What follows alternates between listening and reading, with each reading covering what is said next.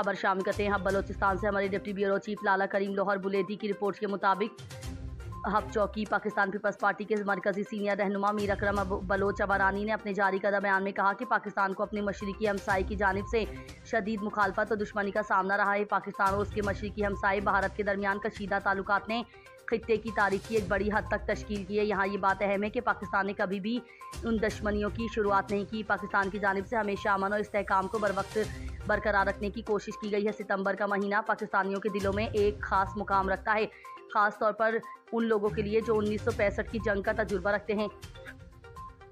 ये जंग जो पाकिस्तान और भारत के दरमियान लड़ी गई, उसको गहरे फ़ख्र और कौम परस्ती के एहसास के साथ याद किया जाता है।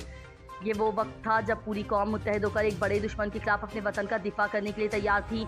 1965 की जंग का तजुर्बा रखने वाली नस्ल सितंबर 6 को एक इंतहाई अहम दिन के तौर पर याद करती है। ये दिन कभी एक अवामी तातील था जिसे मुल्क भर में स्कूलों और कम्युनिटीज़ में खुसूसी तकरीबात के साथ मनाया जाता था। हालांकि ये छुट्टी का दिन होता था, लेकिन स्कूलों में प्रोग्राम मुनक्किद किए जाते थे जहां बच्चे जंग के वाक़यात को दोहराते थे और उन कहानियों को सुनाते थे जो उनके बुजुर्गों से फ़खरिया अंदाज में सुनी और जीती थीं। ये कहानियाँ एक तहरीक का जरिया थी जो इत्तेहाद और कौमी फ़ख्र के एहसास को परवान चढ़ाती थी। अफसोस की बात यह है कि इन दिनों की अहमियत आहिस्ता आहिस्ता अवामी शऊर से महदूम की जा रही है। 1965 की जंग के वाक़यात और असबाब को तालीमी निसाब में इतनी नुमाया हैसियत हासिल नहीं रही और ख़ुद ये दिन भयास खुशो खरोश के साथ मनाया नहीं जाता जितना कि कभी मनाया जाता था।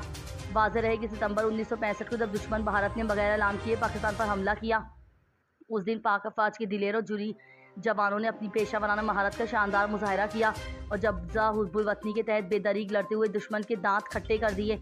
ये दिन 1965 की जंग में अफवाज पाकिस्तान की जुर्रत, कुर्बानियों और बहादुरी की याद में मनाया जाता है।